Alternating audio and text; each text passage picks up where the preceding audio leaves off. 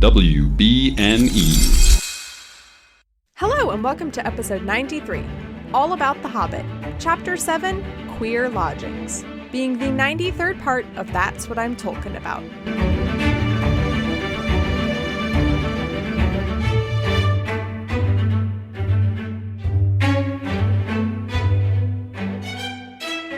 Hello, my name is Mary Clay. If that's too complicated for you, just call me MC. And today I'm joined by writer and comedian Graham Techler.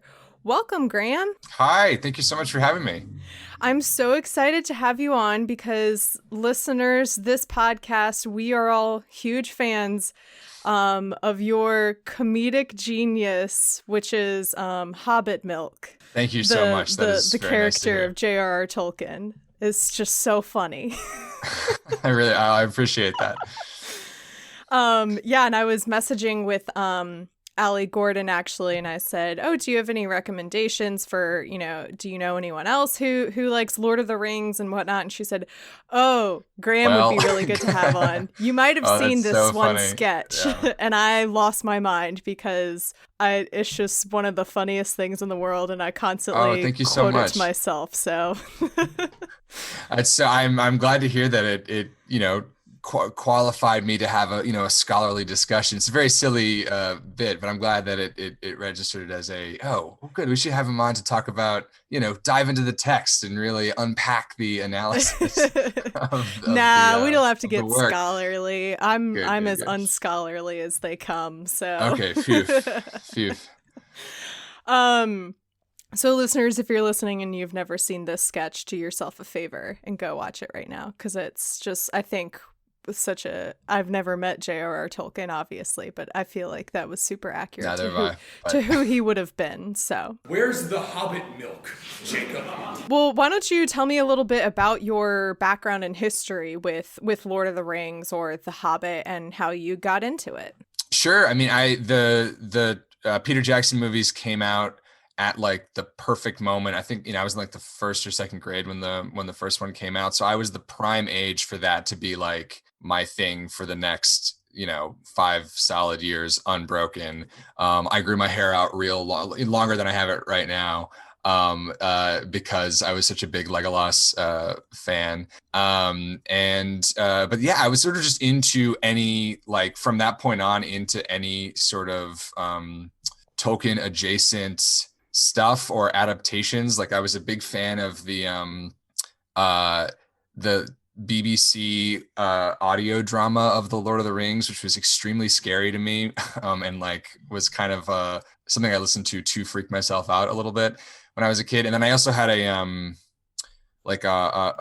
Hobbit comic book that I received for Easter that I was specifically told I was not allowed to bring to church, and it was a really big controversy in my family. That's hilarious. Not That's appropriate amazing. to read my Hobbit comic during the Easter service. So yeah, that didn't go over well with me. But so little things like that, where if there was ever, like the Ralph Bakshi stuff, any like version of Lord of the Rings, because I love the books, but any adaptation specifically, I was diving into or listening to audiobooks or radio dramas or stuff like that. So that's where I got started. But it definitely originated from seeing, every Christmas going to see a new Lord of the Rings in theaters for 3 years and having it be the big event of the year. Yeah. I mean, granted, if I had seen the movies when they came out, I wouldn't be doing this podcast. But, Sure, yeah. But that is something that I am sad that I missed out on, that like cultural moment of these movies coming out and going and sitting in a movie theater with everyone and watching. I can't imagine what it was like to watch Return of the King on the big screen and the lighting of the beacons, and it was awesome. It amazing. It was also like, I don't know, it dovetailed perfectly with the Harry Potter movies coming out at the exact same time, roughly around the exact same time. So it was just like, if you were my age in 2001, 2002, 2003, twice a year, the biggest thing that had ever happened again. And so it was total like cultural overload if you were, so inclined. And I definitely was. Yeah, definitely. So today, listeners, we're here to talk about chapter, I can't read Roman numerals, 7. We're getting to the point now of The Hobbit. I had this issue reading Lord of the Rings too, where I'm like, I don't know what Roman numerals are. This is chapter 7, Queer Lodgings. Love that use of the word queer. Tolkien loved it. Of course it still had similar connotations back then, but it was very commonly used just to mean weird. Curious, a little odd, a little off the beaten path. Yeah. So not quite what you expect, like. Mm-hmm. So and queer lodgings it is. I kind of lost my mind reading this chapter because I'm someone who I really liked Tom Bombadil and his part in Fellowship. And this gave me a lot of Tom Bombadil vibes. Totally. Although it's like, yeah, it's definitely one of the kind of rest chapters, sort of a beat where not much really happens. Although he's like, Beorn is like Tom Bombadil if Tom Bombadil had like weird aggro guy at the bar energy where you like can't tell how friendly he is or not. Where like Tom Bombadil is so whimsical that, he's just sort of like a force of nature himself. Whereas Beorn is like, the first thing Gandalf says about him is like, you got to kind of like stay on this guy. He's a really chill guy. You just need to like remember that if he starts to freak out or something, which is like a bad energy to head into a lodging situation with. Exactly, yeah. I personally think that when Tolkien was writing this chapter, and then when he starts writing Fellowship, he's like, I remember that guy from The Hobbit. I'm going to amp it up about 20 times more. 20,000%. And just make an even weirder dude. More whimsical. And just have it be like even more of a house of nightmares of like, we don't know if this guy's going to kill us. We don't know if he's our friend or foe, but we're here at least and we're eating food. And that's all that matters to them in that There's point. Some good food eating and there's some good breakfast in this chapter. Mm-hmm. So they kick off things by they wake up and they're still, I can't believe Bilbo is like still having this thought where he wakes up and he's like, where's my kettle? And then he's like, oh, that's right, I'm not in my hobbit hole anymore. Yeah, Bilbo, you gotta move on, man. You gotta get over it. Like you've been on this journey for now. Yeah, a month now. And the Eagles offer to give them a flight, a drive. I don't know what I was gonna say. Offer to transport them, whatever. Yeah. And there's this moment where Bilbo they're flying and his eyes are closed and he's so terrified. And Tolkien beautiful landscape description. Of course, wouldn't be a Tolkien book without landscape description. Sure. And I thought it was, and then there's a moment where Bilbo opens his eyes, and I thought it would be like, and then he looked around and saw it was beautiful, and there was nothing to be afraid of. There were nice trees, yeah. Nope, he opened his eyes and immediately regretted it, and then closed them again. Yeah, still doesn't really want to be on this journey, even though he's already gone through. So you guys went through the whole Misty Mountains thing right before this, right? Yeah. So to catch the listeners up and remind them, we have just gone through the mountains. We've escaped the goblins. Bilbo has the ring. And they just, in the previous chapter, had escaped wargs and goblins because the Eagles very conveniently decided to show up. Those Eagles. They did. They love to do that. And so they get to their destination kind of, I think they said it's like south or I don't know. They're somewhere. And I want to like use this as a way to part with my friends from here on out. The Eagles say, farewell wherever you fare till your ears receive you at the journey's end. And then Gandalf replies, may the wind under your wings bear you where the sun sails and the moon walks. Love that. Yeah, they have a very poetic little friendship, Gandalf and the Eagles. They're always very, very, what's the word? They're very lyrical in how they decide to communicate, even though they only kind of show up, every once in a while. When they want to, yeah. When they want to, yeah. It's a very conditional friendship that they have. Mm-hmm. But, they're Eagles, I guess. They got bigger things to worry about. Or not, I don't know. It was it was really funny having like the context of the last chapter and then knowing what happens in Lord of the Rings, and being like, wow, so Gandalf really does just like use the eagles whenever he's in a sticky situation. Oh yeah, they're like the friend that he hits up to drive him to the airport every time he needs to go somewhere. And it's like, if I were the Eagles, I would be annoyed because I don't. What has Gandalf done for them lately? I'm not entirely sure. Yeah, probably nothing.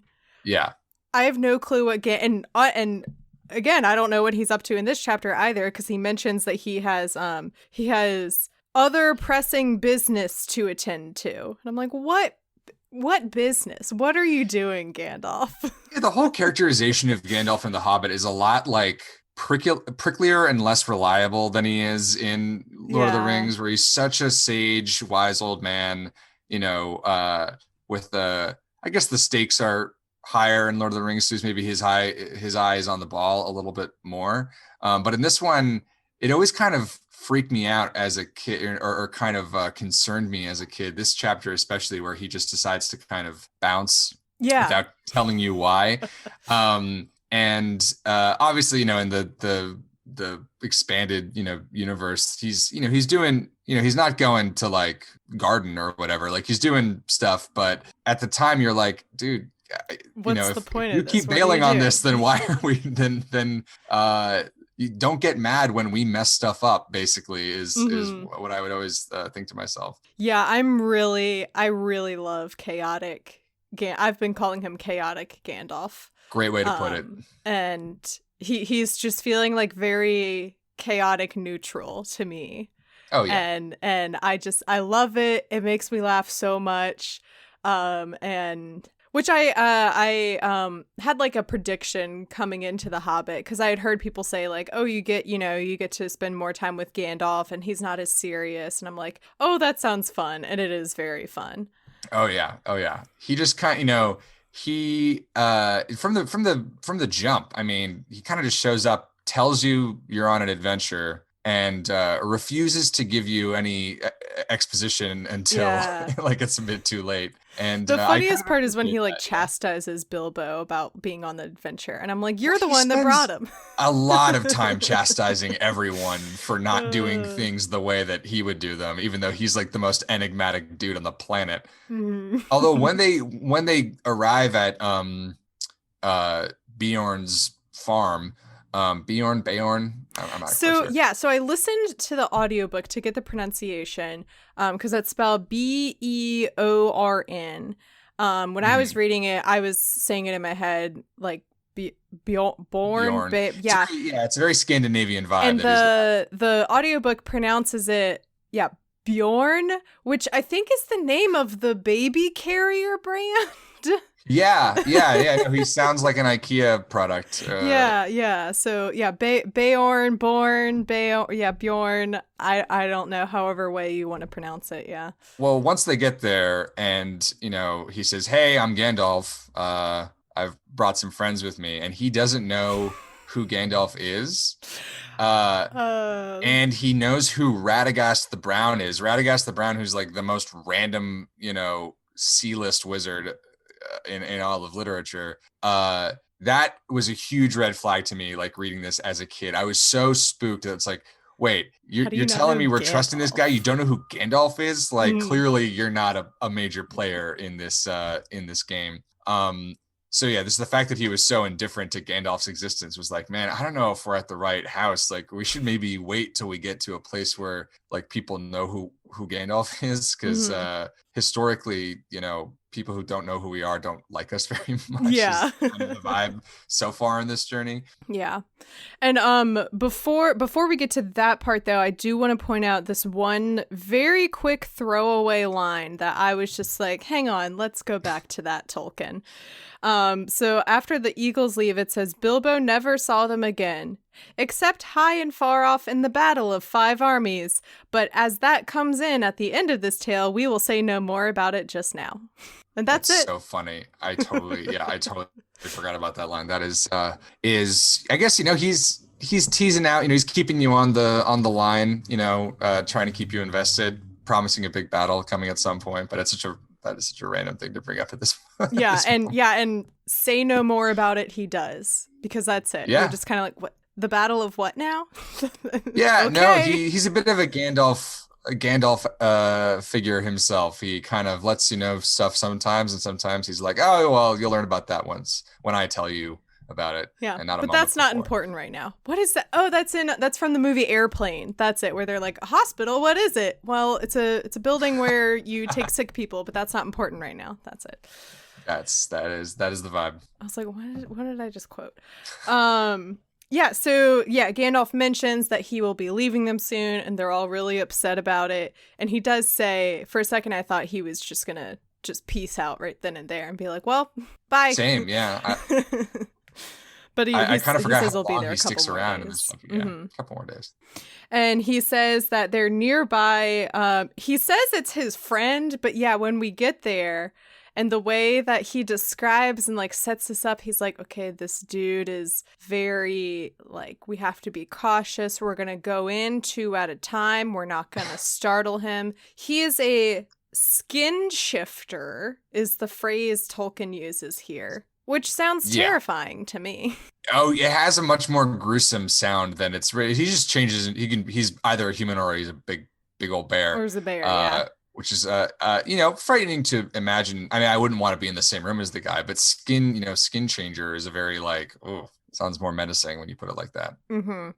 And at first I was just kind of like, all right, so we have this character who is he's a shapeshifter of some kind, and they don't really know much about him and like his mythology and like where he came from, and he's talking, and Gandalf is describing him and setting him up to have these like powers, and I'm like, so where was he in Lord of the Rings?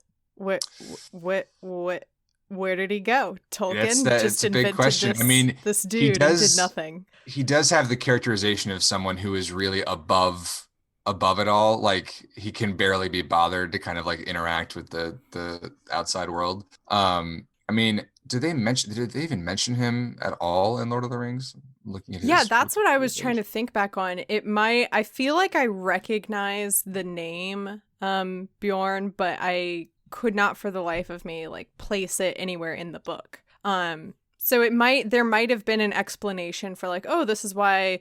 Because they did this for Tom Bombadil, where they're like, the reason Tom Bombadil isn't going to help us is because he lives in those woods for his whole existence, and he will only leave them if they're being burned down and he's dying. Like this isn't his deal. And so I think there might have also been an explanation for why this seems to me not an all-powerful, but he's very like mythical, legendary kind of a character. And then we later find out he has these other powers, and I'm like, that might have been helpful. But it seemed to me Tolkien was like, you know what? I'm just not gonna touch it. We're not dipping back in that well. Yeah. So yeah, they decide. He says that he thinks it's more. Gandalf says he thinks it's more likely that this is a man who descended from the first men who lived before Smaug and the other dragons came into this part of the world, and before the goblins came into the hills out of the north. So he's been around for a while, and then he's like, "All right, let's go meet him." And none of the dwarves or Bilbo are into this idea at all. I mean, they're obviously very tired from their hazardous journey, but the general attitude amongst them is like, he sounds dangerous, and Gandalf is constantly just like, oh, it's fine. We go, he's a we good go way dude. back. We're friends. We go way back. We're a great friend. Yeah, he's real like unreliable friend taking you to a party you weren't invited to. It's fine. Oh, I know this guy. He's a friend of mine. Friend of a friend brother, of a friend. I know him from high school, and it'll be great. It'll be great when we get there. And you're like, I don't know if it's gonna be great, man. But yeah, again, anxious energy the whole way through. Yeah. And so they start approaching, and Gandalf gives the instructions for the dwarves to wait 5 minutes and then come in pairs, and he tells Bomber to wait to come in by himself because he's the fattest. And I was like, that's just mean. Rude. Everyone's so rude to Bomber all the time. And then as Gandalf and Bilbo are approaching, some of the horses go running off, and Gandalf is like, "Oh, they went to go tell him that we're here." And it's just kind of like, okay. I don't know what we're walking into, but it seems interesting. Yeah, and so they get there, and standing near was a huge man with a thick black beard and hair and great bare arms and legs. I should say bear is spelled B-A-R-E. That's an important distinction him, for right now and for him. Yeah, you never know. And great bare arms and legs with knotted muscles. He was clothed in a tunic of wool down to his knees and was leaning on his large axe. So he's a big dude. He's a big dude. He's got not like to be big lumberjack vibes. Yeah. And yeah, then he says, "Who are you and what do you want?" And I'm like, "Gandalf." You lied to us. Why did you do this? I thought you were bros, and he doesn't even know who you are. Yeah, and so Gandalf has to be like, "You've heard of Radagast, right? Well, I'm kind of like him. I'm also a wizard." And he says something like, "Well, I guess Radagast he's okay, like as far as wizards go," or something. He's like, "So this guy doesn't even like wizards at all. You know, not only does he not like Gandalf, he's naturally inclined not to trust Gandalf anyway." And he also says something similar too about dwarves. When the dwarves start showing up, he's like, "Well, I don't normally like dwarves, but it seems like you guys are okay." So, and it's like, I don't know about. And that was even before all of them walk in. So it's like, how is he going to feel when 10 more show 13 up? 13 of them, yeah, exactly. Also, I just had the thought of like thinking about how Gandalf told the dwarves to stagger their entrances here. I wonder if he told them that when they were showing up at Bilbo's house, when he was like, "Hey guys, it's gonna be really funny if we mess with Bilbo." Yeah, we're gonna ease into this. It's gonna be really hilarious. All of you guys just show up, you know, one by one, stagger your entrances if you can, and then I'll show up at the very end, and it'll be so funny. It'll be funny for me. It won't be funny. He'll be more for Bilbo. inclined to help us if we confuse and alienate him from the moment that we start. Yeah, exactly. And so Gandalf explains that they are passing through and they're trying to get to the Misty Mountains. And I love how Gandalf is being deliberately vague, and he's like, "Yeah, me and my friends." And he's like, "Friends? But you only have one person here." He's like, "Oh, I have one or two more waiting." Funny back you mentioned there. that. Yeah. Yeah. He just keeps teasing it out. And he starts and Bjorn is like, "Okay, well, why don't you tell me what happened?" And so I love how this plays out, where Gandalf starts telling this story of the goblins and them escaping and everything. And as he's mentioning, you know, dwarves are friends or our group, and Bjorn is like, "Group? There's only 5 of you." Yeah. And Gandalf's like, "Funny you mention it." Yeah. It's very clever. I mean, it's classic trickstery Gandalf tactic. So you got to respect it, even though I would not like to be on the receiving end of that kind of energy. Yeah. It's the kind of thing where I feel like there were some characters in Harry Potter that were described as doing this or having this characteristic where like they are like talking and they're talking you into something and you're agreeing to it before you even like realize what's happening, and then by the time you realize what's happened, they're already gone and they've walked away. Yes, totally. Can't remember like specifics, but I feel like that was some of just like Harry getting into like situations because he like doesn't exactly understand what's going on because whoever is talking to him is just so like being deliberately misleading. In their deceitful own way. and whatnot. Yeah.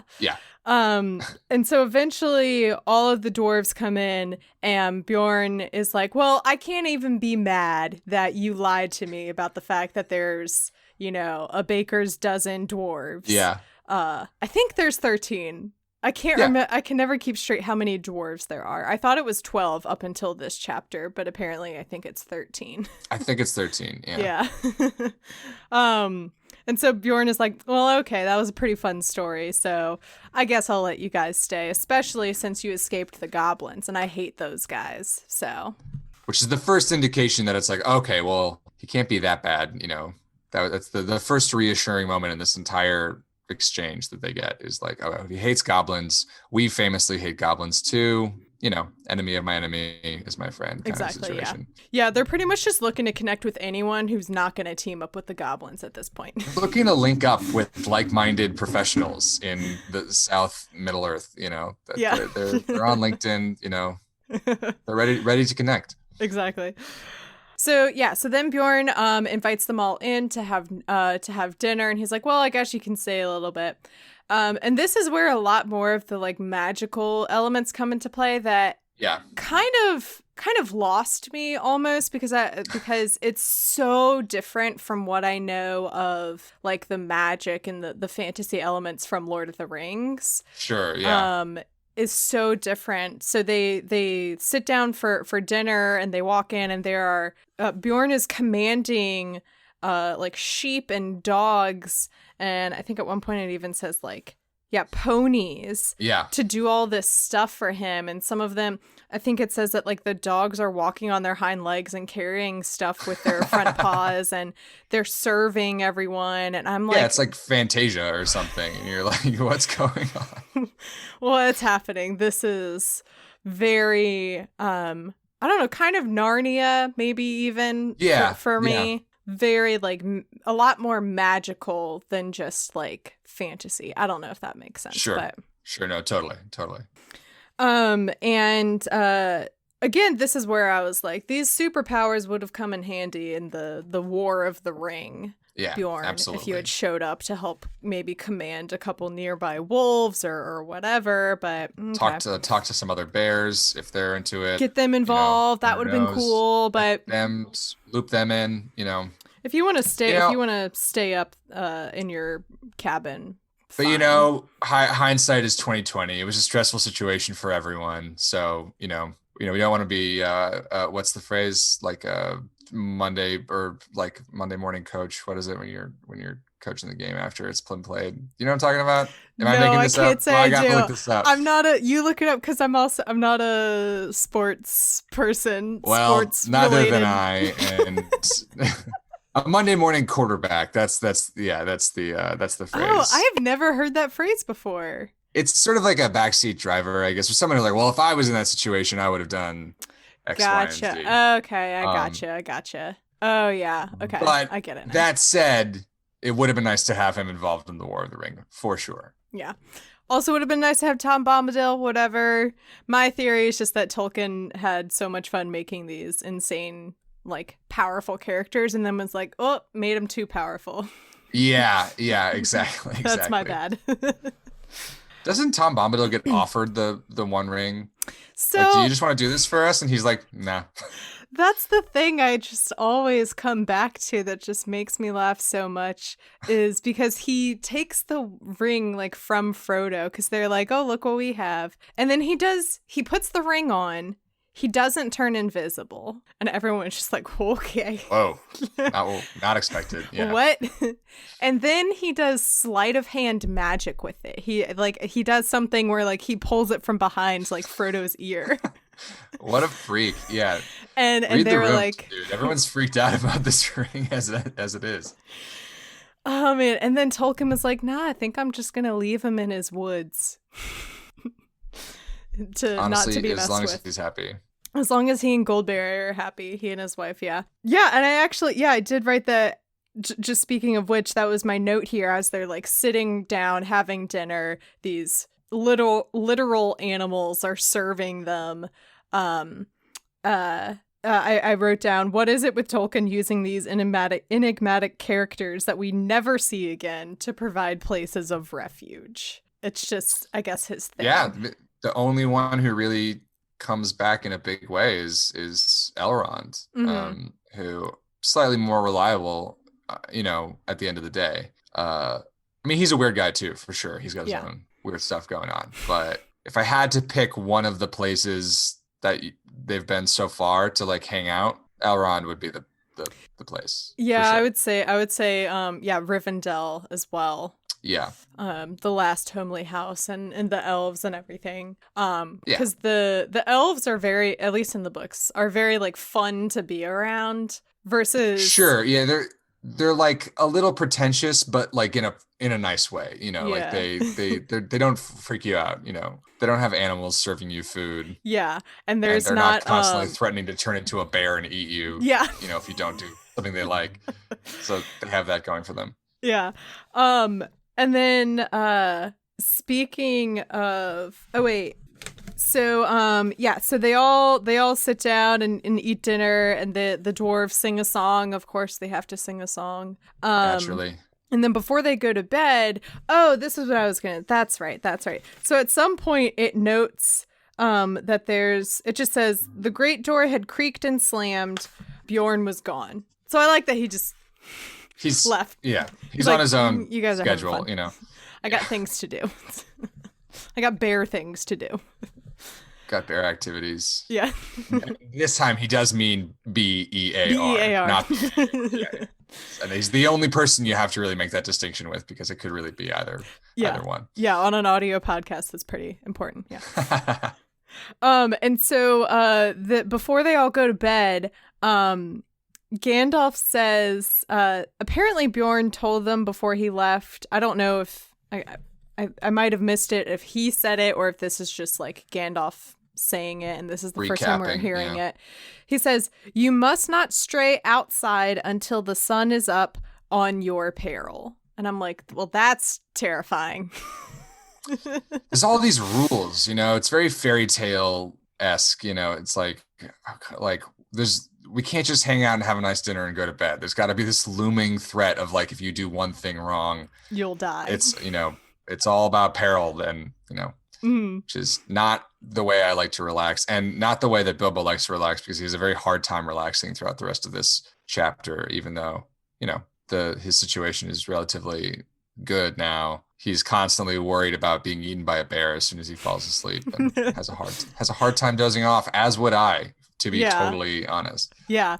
And at one point it mentions that he hears it says there was a growling sound outside and a noise as of some great animal scuffing at the door.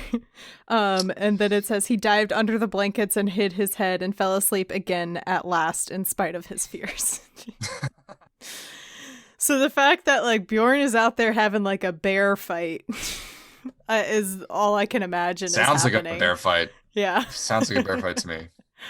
I also just the concept that they can't go out at night until the sun is up is very I don't know, kind of like horror movie trope. I don't know, something like that, where like, I don't know, outside is cursed or something, or it's a bit of this whole farm has a bit of a haunted house vibe. It's not quite as malevolent, but it is definitely like, this is a spooky place, so you got to treat it delicately. Yeah. And they do. And it's and then sorry, I just laughed because I read this line, because so the next morning Bilbo wakes up because Beaufort rolls over on him, but then Beaufort says, "Get up, lazy bones, or there will be no breakfast left for you." And just once again, they're just always so mean to Bilbo. And he's like, "Oh, is there breakfast?" And they're like, "No, yeah, in our stomachs, because we ate it all." It's like, why didn't you just wake him up a little bit earlier? I know. He didn't know. They're just so mean to him. And Gandalf comes in. The whole day passes. That's what happens. The whole day passes, and they're just like lounging around eating. And Gandalf shows up again, and they're like, "Where were you? Where's Bjorn?" And he's like, "Well, that's a good question." And then he puts on a smoke ring show. That's right. He won't stop smoking. Yeah, he's just obsessed with it. And they're like waiting with bated breath. We're like, dude, we're really curious to hear what is up. And he's like, "Man, don't you just love smoke rings? Here's another one." Like, he's doing them in all these different colors.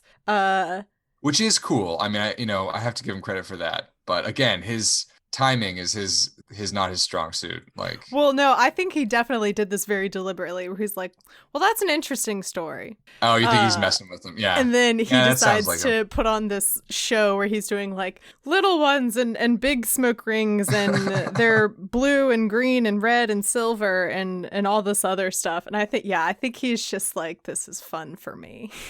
Yeah. Yeah, that sounds about right. And so Gandalf says that he's been picking out bear tracks. And so he's been outside tracking Bjorn all day, and followed them up into he basically just walked up into the mountains, and was just walking around the mountains all day. And I'm like, all right, Gandalf, if that's what you want to do with your free time. Yeah, it's because Bjorn's off basically verifying this story that he was told last night, doesn't trust them until he hears it, and then he comes back and is like, hey, it was a good story on its own merits, but it's an even better one now that I know that you weren't lying to me. So now we're boys and we can hang out for the rest of the day and tell crack jokes and have like a rowdy old time. Mm-hmm. But it's just very high maintenance of him to be like, I have to go verify it myself. And Gandalf's like, well, I have to go verify that he's verifying it myself. Yeah. And it's like, oh my God, can we just take each other at our word and move on? And so, when they wake up the next morning, Bjorn has returned and says that he went to go basically fact check their story, which I appreciate. And the, 2021 people sharing things they've never even read on Facebook. And they're like, Bjorn's like, democracy dies in darkness. You got to like shine a light on this stuff. So as excessive as it is, I do appreciate the effort that Bjorn went, because he tells this whole story about like, well, I tracked up this hill and then I followed these tracks and then I came across some goblins and wargs and then I talked to them and I found out you were right. Congratulations, you weren't lying. And I'm like, we should have more of that energy. Then the dwarves are like, so what happened when you ran into the goblins? And he's like, that's a great question. Let's all go outside and take a look. Field trip. There's just a severed head out in the garden. Like, does that answer your question? There's a severed goblin head on like a pike. And then the like pelt of the warg. And they're all just like, okay, glad we're Thanks. not on your bad side. Yeah, exactly.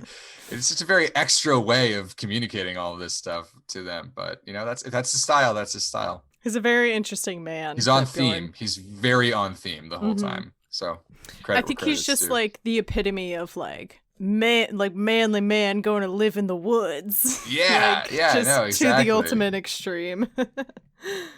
All right, let's see what happens next. Oh, they leave, basically, is what happens next. That's it, yeah. So they do kind of lounge around for a couple more days. Again, Tolkien and the pacing in The Hobbit is just so different. No rush, yeah. Whereas like in the Lord of the Rings, he would have like told us every detail of these days. But here, he's like, they sat around for a couple days. Yeah, they told some stories. The energy got a little less scary, so that was nice. He wants to, now that they knew Bjorn wasn't going to kill them. Yeah, now that they're like 80% sure he's not going to kill them as opposed to 50-50. Yeah, they could relax a bit. But he's nice enough to, is the next thing that happens that he gives them like some ponies and stuff? Yeah, he fills up like all of their supplies that they lost, gives them new ponies because, listeners, need I remind you, the goblins ate the ponies, which is such a bummer. A detail that I will never forgive Tolkien, because it's something that we didn't need to know. We didn't need to know that. Yeah, no, they could have just lost the ponies. And I'm like, why would you tell us that? I don't want to know that. But he does give them all this stuff with a huge asterisk, which is he's not very chill about lending people stuff, or he seems like he is, but then immediately Gandalf is like, oh yeah, don't try and steal these ponies. Like, we got to return the ponies, but not me. Not me, but you guys have to return the ponies. I'm different. Yeah, exactly. And he tells them about the path that they're going to go on, because their earlier plan was to like go south or something. And he was like, oh no, that way there are more goblins that way. And this is all tinged with when he came back from tracking down that goblin and warg. He reported back that the wargs and the goblins are still looking for them. Because they killed their leader. The Great Goblin. The Great Goblin. The big guy. And I keep wanting to say the Green Goblin, but that's a different franchise. Though if he showed up, that would be chaotic. Be surprising, yeah. I would be surprised. I will give him credit. I wouldn't expect that, especially on a reread. Yeah. So the goblins and wargs are still after them, so it's very important for them to take the safest path possible. So Bjorn advises them to like go north or whatever and then take this one path through Mirkwood. And he starts describing it. He's like, it's a very dark place. Like, there's shadows in there. It's the spookiest forest you'll ever step foot in. Yeah. Have fun. And then he just bounces. And like the way he describes it, I was like, he's making this sound like it's the Forbidden Forest from Harry Potter. Totally. But isn't Mirkwood where Legolas is from? Yeah, but I think the elves who live there are they way not less chill. Way less chill than that. Like the Elrond, the Rivendell elves are kind of like, yeah, they're a little elitist maybe, but they're basically, they're friendly and you can have a good time hanging out with them. But the Mirkwood elves are like, they're not a good hang from what I remember. Okay. All right. Okay. I got that. Because I was like, but that's where the elves are. He's making it sound like there's, demons in there. But apparently there are. Great. Fun. I'm sure that won't be a problem. No, I don't remember exactly what happens, but I believe the next chapter, no spoilers, is they stay on the path and then stay on the path. Yeah. They walk to the other side of the forest and then they continue on their journey. No challenges. I'm pretty sure. No challenges, troubles. no trials, tribulations. None of that. Yeah. Mm-hmm. Tribulations. That's the word I was looking for. That's the other thing that Bjorn mentions several times. He's like, listen to me. It's very important you stay on the path. And I'm like, okay, so Bilbo's going to go off the path. Yeah. Is what's going to happen. Or someone, but I'm just assuming it'll be Bilbo.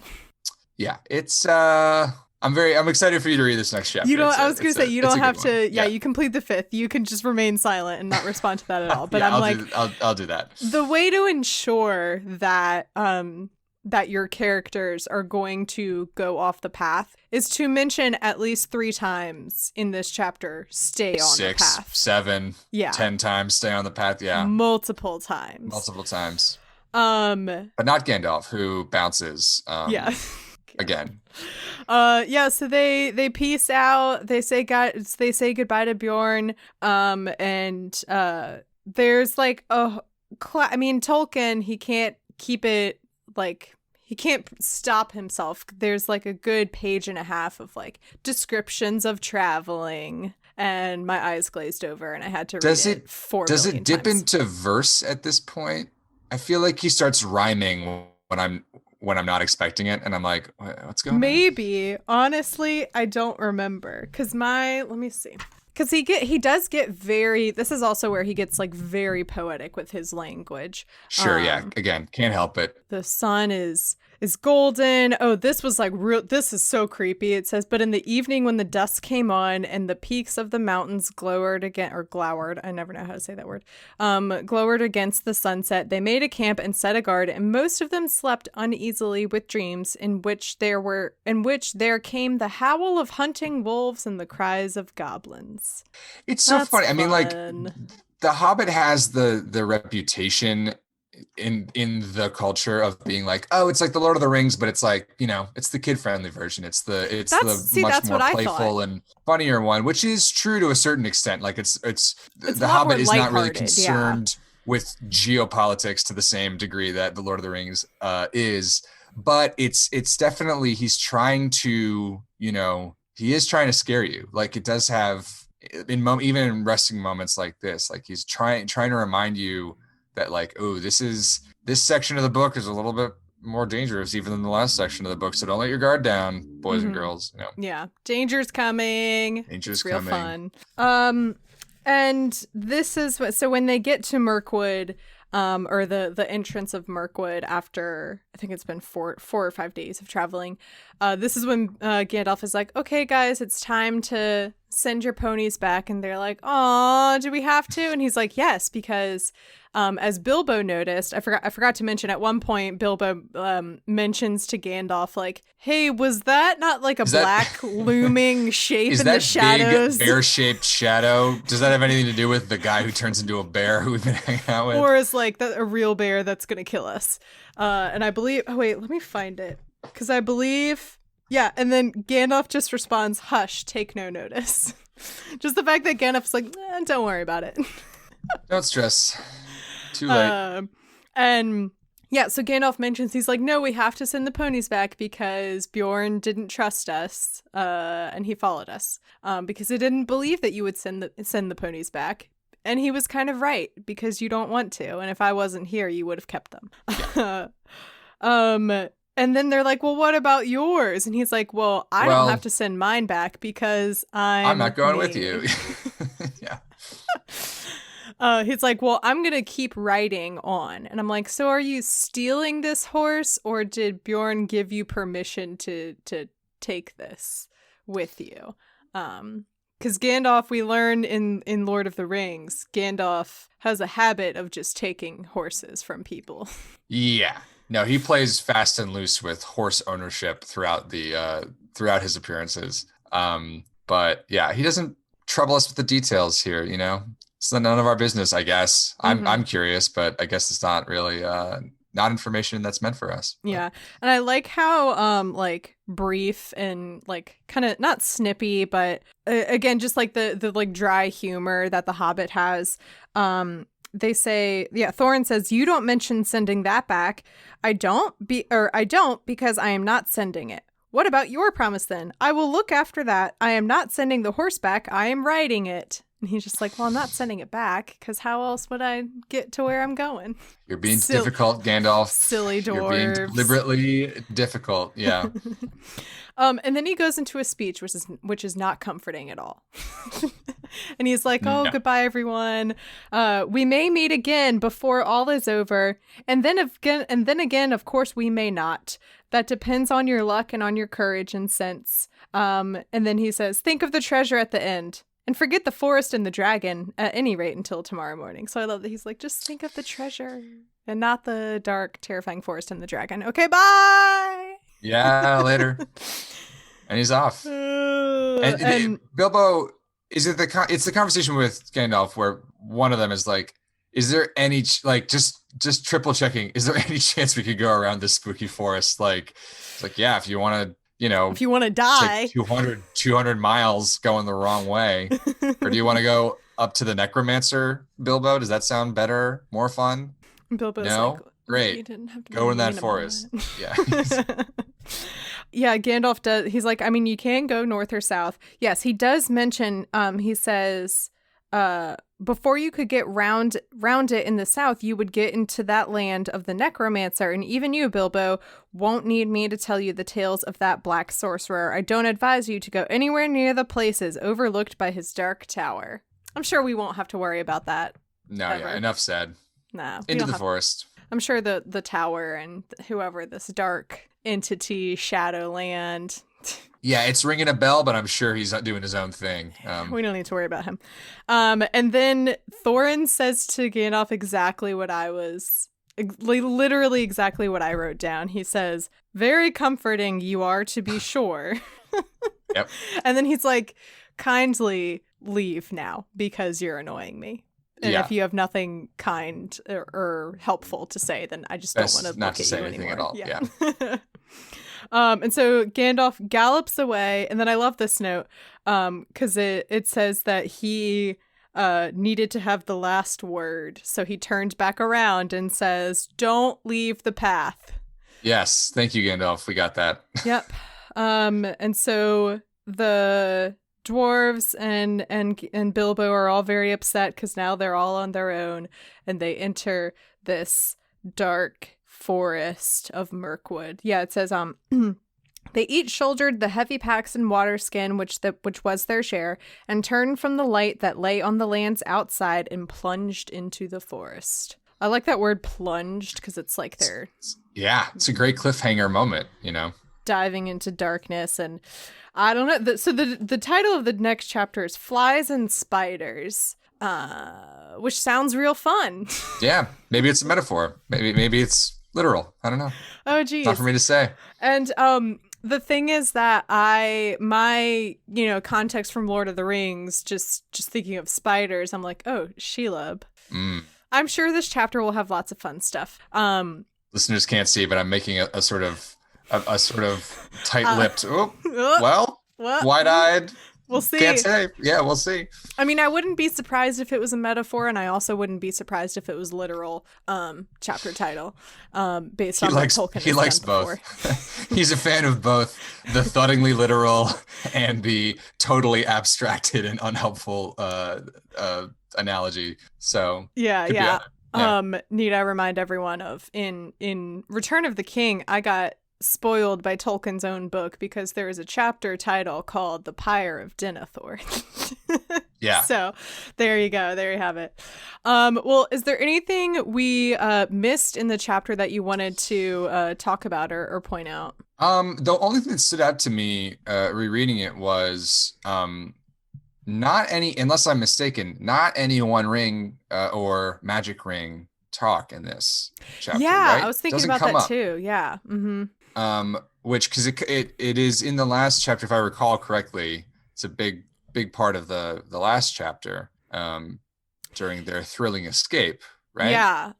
So the previous chapter, wait, where are we? So 2 chapters ago is the chapter where Bilbo gets the ring and he and Gollum have the riddle game. riddle match. Yeah. And then the chapter after that, so the one before this one, was Bilbo comes out of the caves and just happens to stumble upon the dwarves and Gandalf, and he has the ring on and is like, I'm gonna surprise them, but first does some like eavesdropping so that he can listen to them talking about him, and then they're like, how did you get out of there? And he just decides not to say anything, but Gandalf still gives him a look of like, I think you're hiding something. Yeah. But I'm sure that won't be a problem. That's future Gandalf's problem. that is definitely future Gandalf's problem. Future everybody's problem, honestly. So yeah. But we don't need to worry about that now. All we need to worry about is Mirkwood and whatever flies and spiders lie inside. So well, we are at the end of the chapter discussion. Graham, thank you so much for coming on. Thank you so much for having me. What would you like to plug or share with our audience, and where can people find you on the internet? Oh, you can find me on Twitter.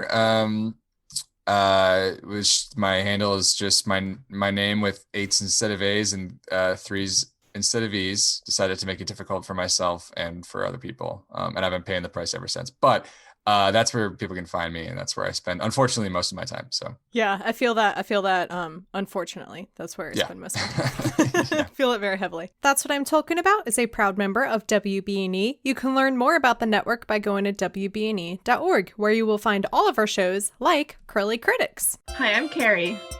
And I'm Jade. And we're the Curly Critics. We talk books, movies, and TV shows, and whatever else we want to talk about. Don't forget musicals. We're just 2 childhood best friends who got bored during the pandemic and decided to create a podcast. Join us as we talk Star Wars, our high school English teacher, our collective childhoods, and of course, pineapples. You know that's right. Listen every other Monday wherever you get your podcasts. And don't forget to have a magical day. The cover art is by Graphite, aka Vaishon Brandon. You can support him on Instagram at graphite.vmb.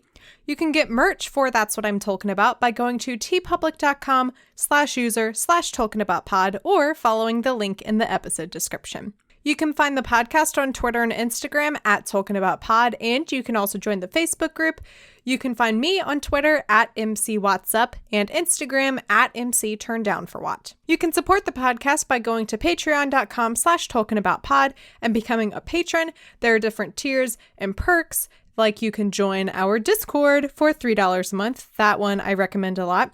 Or you can become a sponsor of the podcast like Alan. Alan, thank you so much for being a continued sponsor of the podcast. I appreciate your support very much. And as always, if you like what you're listening to, please rate and review. All right, all that being said, do you have any parting words for the audience? Don't stray from the path. Return any ponies that are lent to you within a reasonable amount of time.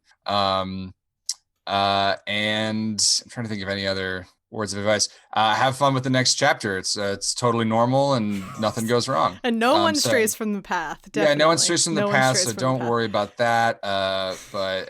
So it's just a good chapter about how good things come to people who take the advice not to stray from the path, and everyone learns a positive reinforcement lesson from that experience. So it's kind of boring, actually. So you might want to actually skip along to chapter 9. You won't miss anything. Yeah. Awesome. Great. And that's what I'm talking about.